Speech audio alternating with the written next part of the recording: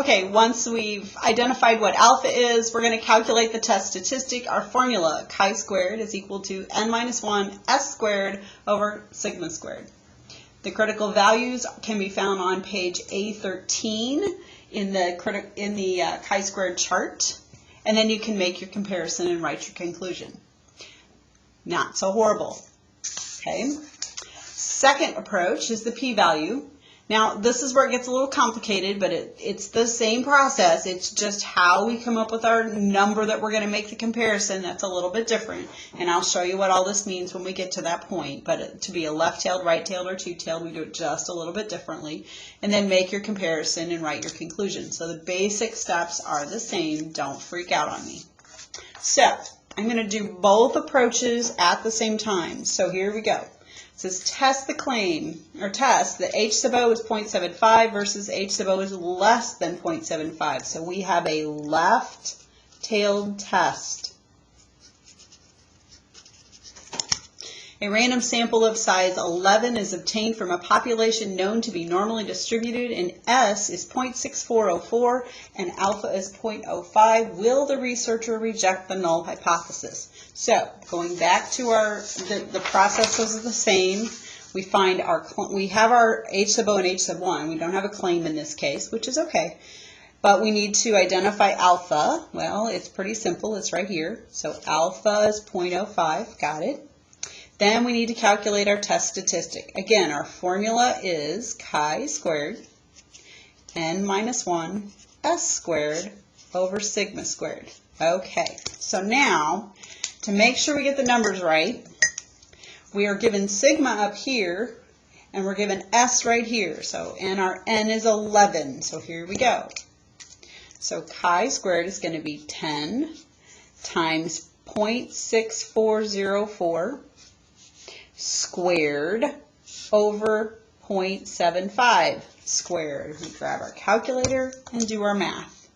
So 10 times 0.6404 squared divided by 0.75 squared gives us a value of 7.2909.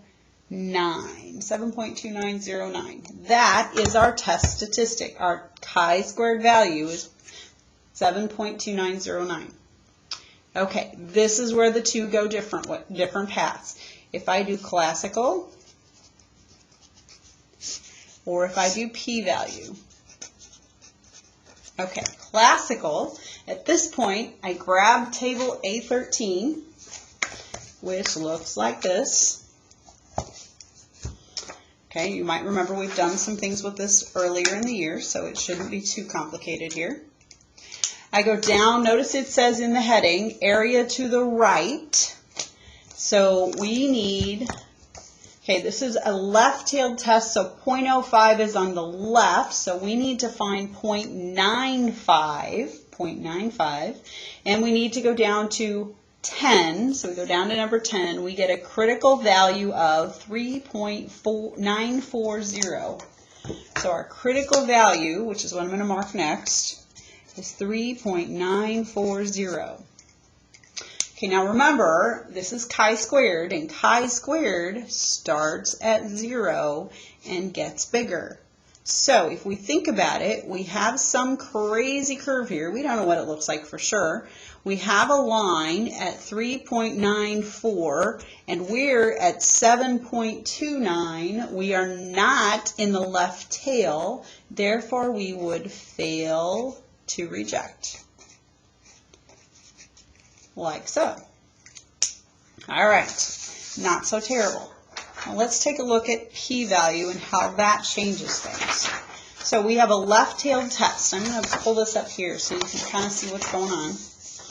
Okay, we have this. I'm going to fold this down. Here we go. It's a little bit easier. Okay, so now it's a left-tailed test. So it says we're going to do chi-squared CDF of, okay, so we're going to grab our calculator. We're going to go to second bars. So distribution is where we are. We're going to go down to number 8.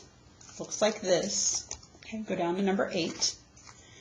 Okay, now my calculator already has it in it because I've already done this. So I put in -1, and then I did second log. So -1 second log. So 10 to the 99th power. Close that parenthesis. If you don't, you won't get the right answer. I promise you, I know this because I did it myself. Go down to the next line. We're going to type in our critical value, 7.2909.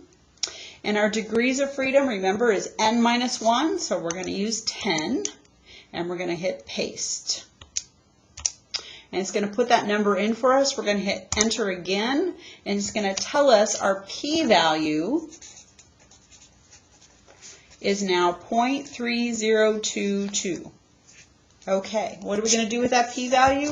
We're going to compare it to 0.05. So 0.3022 compares to 0.05 in what direction? Well, it's greater than, and when it's greater than, we fail to reject.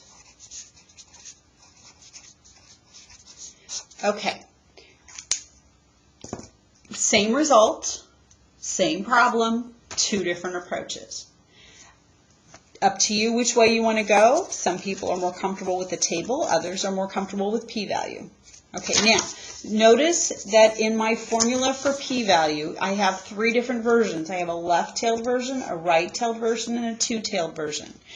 Okay, so chi-squared CDF, which is option number 8 under distribution, or second vars, the -1 times 10 to the 999th, or to the 99th, tells me I'm going all the way from the left side up to this point.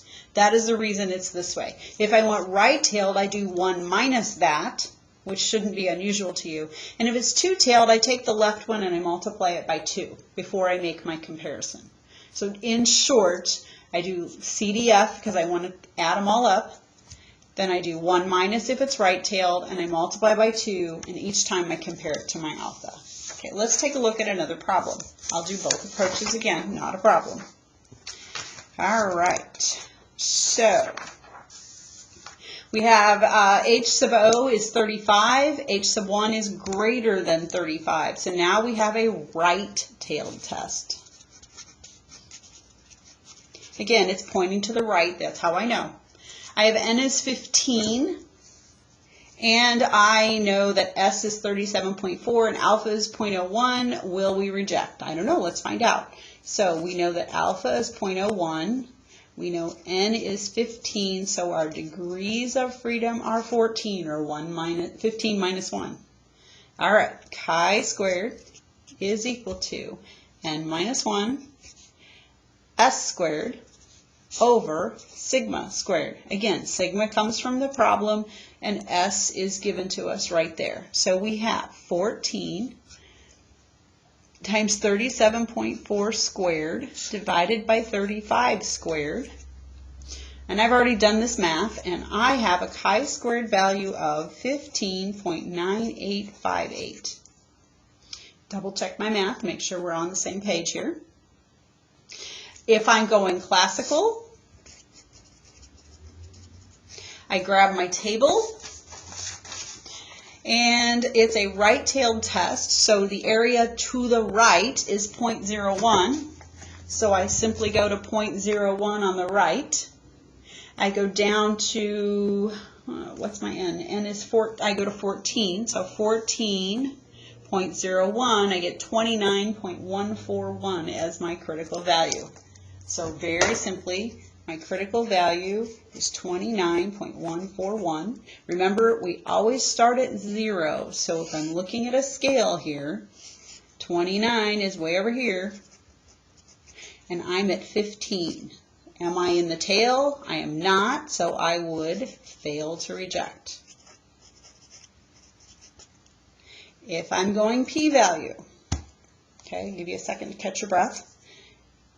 All right, remember in the p-value, since it's right-tailed, and I got lots of paper here, then I need to do 1 minus the process I just used. So that 10 to the, or -1 times 10 to the 99th power is going to stay, so that makes it really nice. So second, I'm going to do 1 minus, and then second vars, number 8, leave that alone. My lower, or that is my lower, my upper is 15.9858, and my degrees of freedom is 14. I want to paste that in. I hit enter. It tells me my p-value is 0.3142. I'm comparing 0.3142 to 0.01. Pretty obvious that this is bigger, so I would fail to reject. Not so horrible. Okay. The last one that I want to do with you today is a two-tailed test, and I'll be honest with you, the two-tailed tests are a little bit tricky. So here we go. I have the same information, so I have sigma is 1.2 versus sigma is not equal to 1.2. I have a sample size of 22. I know I'm normally distributed, which is necessary to do this process. I know S is 0.8 and alpha is 0.10. So again, alpha 0.10, and my chi-squared formula takes me to 22 minus 1, or 21, S squared, 0.8 squared, over sigma squared, 1.2 squared. And again, I've done my math, 9.3333. Okay, that is my that is my my test statistic. If I go classical, okay, this is where it gets fun. In the classical approach, since it's two-tailed, I have to take 0.10 and divide it in half to get 0.05. So one of my values is going to be 0.05, the other one is going to be 0.95. So I'm going to take my table. And it's 22, so I'm going to use 21. I'm going to use this little card here. So row 21, I'm there. I need 0.05, which is right here, and 0.95, which is right here. So my critical values are 11.591 and 32.671. Okay? So my values are 11.591 and 32.671. All I need is for this to be between them. Because remember, we always start at 0. So I'm saying, here's my line, so here's my 0, here's my 11, here's my 32. Am I in the safe zone? Otherwise, I'm looking something like this. Well, 9.33 is over there, so I'm going to reject according to this. Okay, I'm going to reject the null hypothesis. All right. So, knowing, now the numbers are not symmetric, but the areas are symmetric. So the reason that we have two different numbers, because it's not symmetric in the shape, but the areas are. So we're going to use that fact to do the p-value. So in my notes, we're going to take 2 times the left tail to make that happen.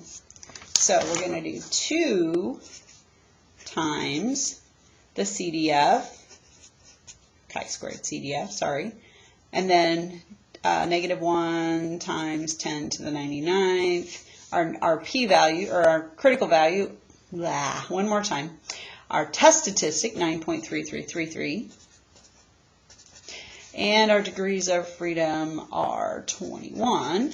So again, let's see what that looks like. So we're going to take 2 times second vars, option 8. That's going to stay 9.3333. And I have 21 degrees of freedom. I'm going to paste that in, and I'm going to hit enter, and it tells me I'm at 0.0273. I'm comparing that to alpha of 0.10. Well, this is obviously smaller, so we're going to reject. And that is how we find, or how we test the standard deviation of a population using classical as well as the p-value approach.